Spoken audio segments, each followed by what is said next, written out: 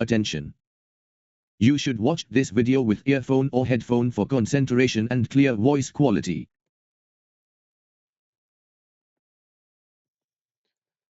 हाँ, तो आज हम बात करने वाले हैं बिहार राज्य की बजट। बिहार राज्य की बजट देखने से पहले हम बिहार राज्य की कुछ जानकारी ले लेते हैं। बिहार की जो स्थापना है वो 1912 में हुई थी और 22 मार्च को बिहार स्थापना दिवस के रूप में हम मनाते हैं। इसका जो गठन है बंगाल प्रेसिडेंसी से इसको अलग करके बनाया गया था और उड़ीसा सहित 1912 में बिहार और उड़ीसा दोनों को मिलाकर एक राज्य बनाया गया था। फिर बाद में बिहार और उड़ीसा दोनों अलग हो जाते हैं। 1 अप्रैल 1936 को बिहार को उड़ीसा से भी अलग कर दिया जाता है।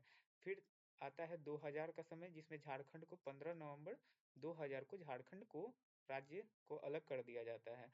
नेक्स्ट आता है बिहार की जो स्थापना दिवस। प्रत्येक वर्ष हम 22 मार्च को बिहार स्थापना दिवस के रूप में या बिहार दिवस के रूप में मनाते हैं। इस दिन हम जल दिवस भी मनाते हैं। अब हम मुख्य बिंदु के बारे में बात करने वाले हैं जो कि बजट में इस बार पेश किए गए हैं। इस बार जो बजट का आकार रहने वाला है वो 3.17 लाख करोड़ रहने वाला है।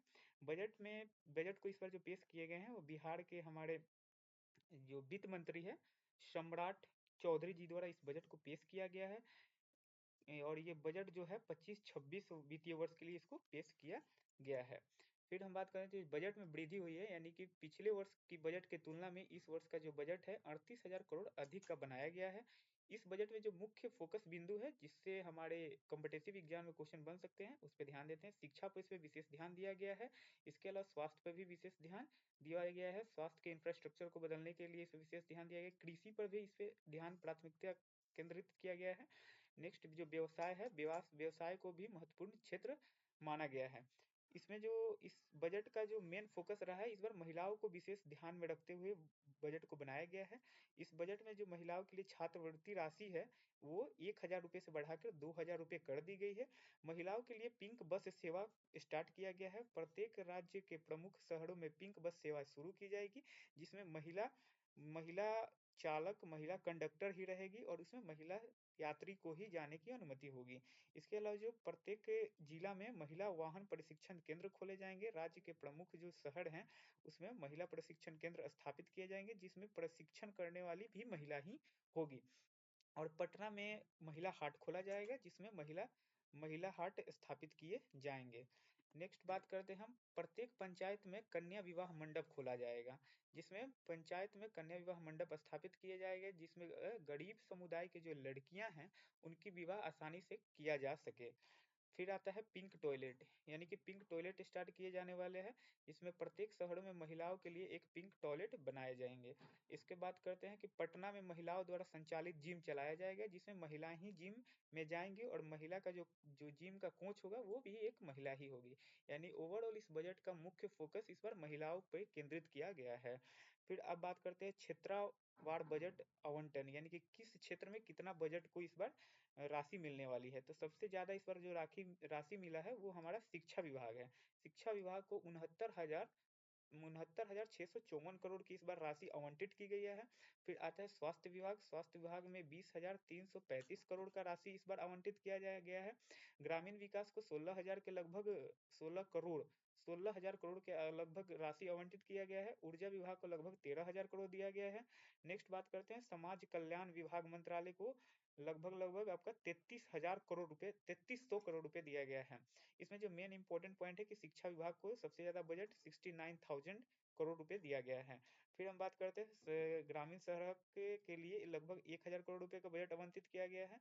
पंचायती राज निकायों के लिए भी आपको 44,000 करोड़ रुपए का बजट पेश किया गया है। और नगर निकाय के लिए कितना बजट पेश किया गया है, तो 22,000 लगभग करोड़ बजट इसमें पेश किया गया है। SC ST के लिए, यानी कि अनुसूचित जाति और अनुसूचित जनजाति के लिए कल्याण के लिए लगभग 17,000 करोड़ रुपए का इस पर बजट देखने को मिला है। इस बार गृह विभाग को लगभग 17,000 करोड़ रुपए का बजट दिया गया है, जिसमें कन्या मंडप का निर्माण करना इनका मुख्य उद्देश्य रखा गया है। स्टूडेंट क्रेडिट कार्ड योजना के लिए इस बार का जो बजट रहा है वो आपका 1,000 करोड़ रुपए रखा गया है। इस बजट में जो नई पहल और घोषणा है उसके बारे में हम थोड़ा देख लेते हैं। इस बार अरहर और मूंग, जो कि बिहार में पहली बार इसको स्टार्ट किया है, अरहर और मूंग के खरीद के लिए MSP यानी कि मिनिमम सपोर्ट प्राइस, न्यूनतम समर्थ्य मूल्य पर खरीदेगी सरकार, जो पहले शामिल नहीं था। बस स्टैंड को अत्याधुनिक बनाया जाएगा। राज्य के सभी बस स्टैंड को आधुनिक तरीके से विकसित किए जाएंगे। सुधा आउटलेट प्रत्येक जिले में लगभग सुधा आउटलेट खोले जाएंगे। हाँ, हर प्रखंड में डिग्री कॉलेज की स्थापना किया जाएगा। अनुमंडल में रेफरल अस्पताल बनाए जाएंगे। कामकाजी जो महिलाएं हैं उनके लिए, कामकाजी महिलाओं के लिए हॉस्टल की व्यवस्था इस बार किए जाएंगे। प्रत्येक जिले में बेगूसराय में कैंसर अस्पताल खोले जाएंगे। ये ध्यान में रखना है, जो बेगूसराय है इसमें कैंसर अस्पताल इस पर खोला जाएगा। SC ST छात्रवृत्ति जो है उसको क्या किया गया है, इस बार इसको दुगनी कर दी गई है। यानी SC ST की जो छात्रवृत्ति है उसको दुगना कर दिया गया है। राज्य में नए एयरपोर्ट खोले जाएंगे। इस आने वाले जो आगामी 3 महीने के अंदर पूर्णिया एयरपोर्ट को शुरू कर दिया जाएगा, इसके संचालन व्यवस्था शुरू कर दी जाएगी। इसके अलावा भागलपुर, सहरसा, मुंगेर, वीरपुर, मुजफ्फरपुर, वाल्मीकि नगर और मधुबनी में भी एयरपोर्ट बनाए जाएंगे। भागलपुर में मौसम विज्ञान केंद्र, सबसे इंपॉर्टेंट पॉइंट है कि भागलपुर में मौसम विज्ञान केंद्र इस बार खोला जाएगा। और सब्जी उत्पादन के लिए एक सब्जी समिति का भी इस बार गठन किया जाएगा। फिर हम बात करते हैं कि केंद्र सरकार से इस बजट में कितनी सहयोग राशि मिली है। तो केंद्र सरकार इस बार 54,775 करोड़ की राशि इस बार हमको देखने को मिलता है। केंद्र सरकार ने बिहार को विकास करने की भूमिका महत्वपूर्ण निभाई है। ठीक है, राजस्व और बजट की बात करते हैं तो वित्तीय वर्ष में 2025-26 में जो राजस्व का बजट होने वाला है वो 8,000 लगभग 9,000 करोड़ के आसपास का अनुमान लगाया गया है। राजकोषीय घाटा है 25-26 के लिए, वो 3% रखा गया है। कितना परसेंट इस बार रखा गया है? 3% रखा गया है। 8,800 करोड़ रुपए से ज्यादा राजस्व प्राप्ति का इस बार का लक्ष्य रखा गया है।